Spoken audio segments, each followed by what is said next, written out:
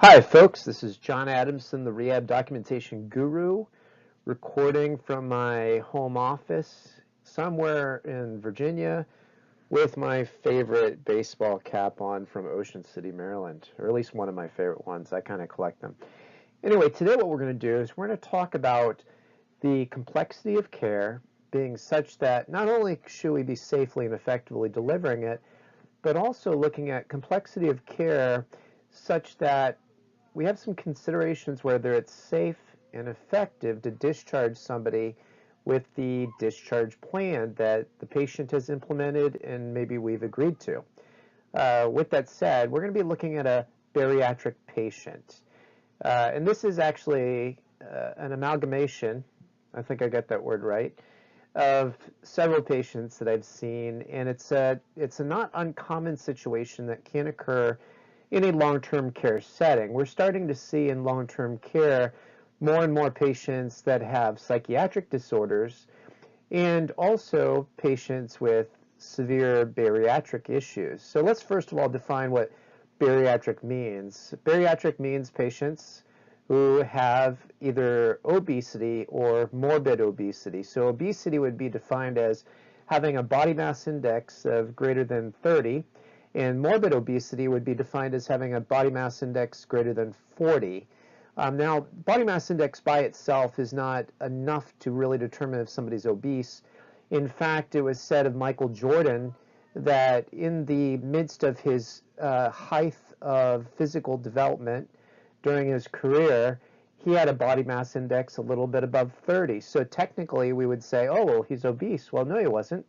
He was 6'7" and had a 30-inch waist. I'm 5'7" and I don't have a 30-inch waist anymore. So he was probably very low body fat percentage, maybe in the very single digits, and so nobody would say he was obese. So how do you determine bariatric patients? How do you determine somebody's obese? One of the gold standards is also not only using BMI, but also using waist circumference. And there's a general guideline for this. Patients who are female, if their waist circumference is more than 35 inches, plus they've got the high BMI, and they're not pregnant, obviously, or males who have a waist circumference of greater than 40 inches, then those patients are obese. And so obviously we see a lot of patients who are obese. They have a lot of concerns from a medical complexity standpoint. And here is the case that I've developed related to a lot of different ones that I've seen. There's a 600-pound male who's 6'2", and if you did the calculation for BMI, he is well into morbid obesity. And we sometimes see patients this big. In fact, I reduced the weight on a particular patient from one of my documents I was looking at. Anyway, this 6'2", 600-pound male has diabetes.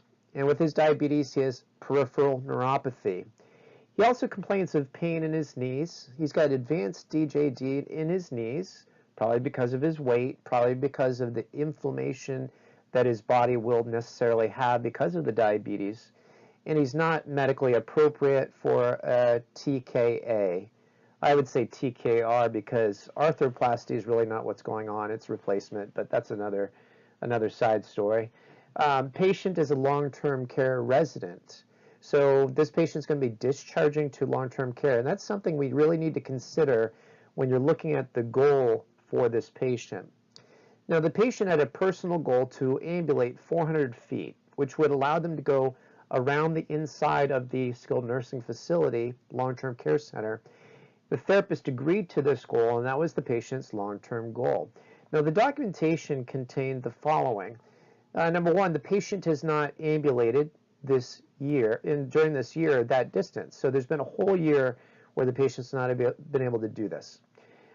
Patient rolls their ankles after ambulating about 100 feet or so. They start to roll their ankles, and they are wearing semi-rigid AFOs. In this case, rigid AFOs would not have been appropriate because they would not have allowed the control at the knee the patient needed. And so this was not a good situation. And the largest therapist working with this patient that was available to work with this patient on ambulation was 5'10" at 185 pounds. The largest CNA available that could possibly carry out a restorative program after therapy was discharged was 6 foot at 235 pounds. So compare them to the patient. And we're going to do a little bit of analysis of this situation. And we're going to relate it to medical necessity of care. So now what we're going to do is we're going to look at whether or not this is complex care that a therapist can safely and effectively do. Is it complex care that eventually will be less complex so that we can safely and effectively turn them over to a restorative nursing program, a functional maintenance program? Is this a good idea?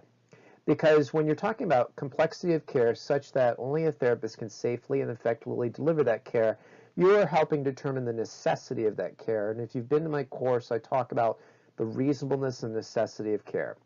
So what we're going to do is we're going to ask some questions. I think you can see the logic behind them very quickly, but it's things that therapists often don't think about in their, and it's the reason I say that is because evident in their documentation, they're not thinking about these things.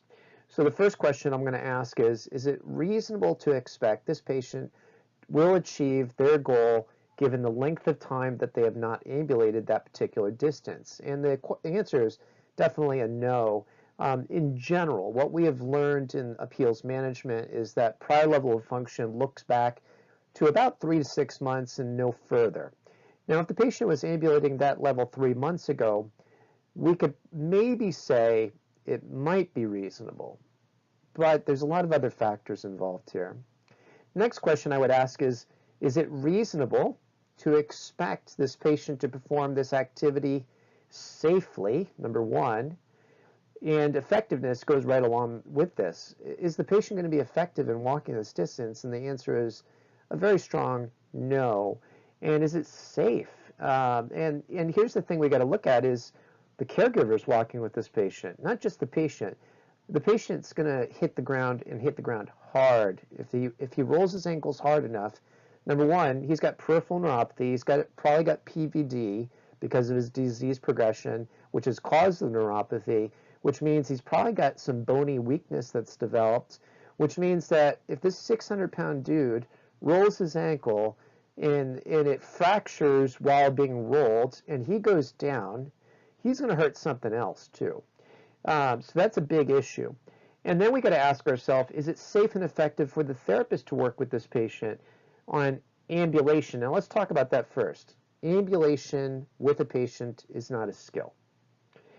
By itself, it's not a skill. When we're talking about PTs, the purpose of ambulating a patient is to work on gait dynamics, specifically, problems with stride length, toe clearance, cadence, things that we can measure, we can quantify that a therapist should know how to do and address safely and effectively. It's not just about ambulation, it's about gait training. If it was an OT, they'd be working on ambulation in the context of performing an ADL, as long as, of course, their goals are very distinct from PT, if PT's in on the case. So the question is it safe and effective for a PT to be doing this, working on 400 feet? And the answer is clearly no. The therapist is way oversized by the patient. There's no way this therapist, if this patient decides to go down, they're going down. And this therapist could get not only seriously, not be able to catch the patient, but could be seriously hurt. And that's a problem. And so we should be working on this particular goal with this patient. And then, of course, the question is, because we're not going to keep this patient on caseload necessarily forever, unless we can really prove they're going to qualify for maintenance therapy, is it going to ever be safe and effective for a CNA to do this program? And the answer is clearly no. The CNA, despite the biggest one that might be available to do this, being larger than the therapist and potentially stronger because of that size, they don't have the skill set in monitoring very carefully the patient's, I hate to use this word, but tolerance of the gait and the distance. They don't have that skill set, but still they're way outclassed in size by this patient. There is no way an individual person, and there's also no way that two people are ever going to work with this patient given budgetary constraints. There's no way that somebody can safely and effectively do this with the patient. Now, if you're blessed to work in a facility that you have one of these suspension setups that can safely handle a 600-pound patient to help them ambulate maybe along parallel bars while being suspended, so that the weight of that patient's not on a therapist or not on a CNA, and CNAs can be safely and effectively trained in using that. And you want to get the patient up on their feet every day to maintain weight bearing and mobility, and it helps with carryover with transfers and short distance ambulation. Sure, maybe go for a program related to that. But this is not good. What we're going to need to do is modify to what we know is safe. That peripheral neuropathy that's causing the rolling of ankles within 100 feet or so is not going to go away. And this patient has chosen, perhaps, I'm not saying it's all their fault, a lifestyle that's promoted a extreme body fat deposition, which is going to perpetuate their diabetes. And that diabetes, therefore, is going to progress their peripheral neuropathy. This is not a good situation. It's not a good goal. Here's another thing to consider. This patient is going to have more wear and tear on their knees if we push that distance. One of the things that advanced diabetics can suffer from is bony abnormalities, such as Charcot foot deformity, which is basically a collapse of the medial arch of the foot, and it's related to PVD and peripheral neuropathy because you lose the intrinsic muscular strength that helps support that rigidness of that medial arch, and that can cause other problems, not only wounds but also other problems that will develop within the foot if you keep pushing them. So it's never a good idea to push somebody with severe diabetes to long distance walking, especially when they're that heavy. So by and large, this is a bad situation.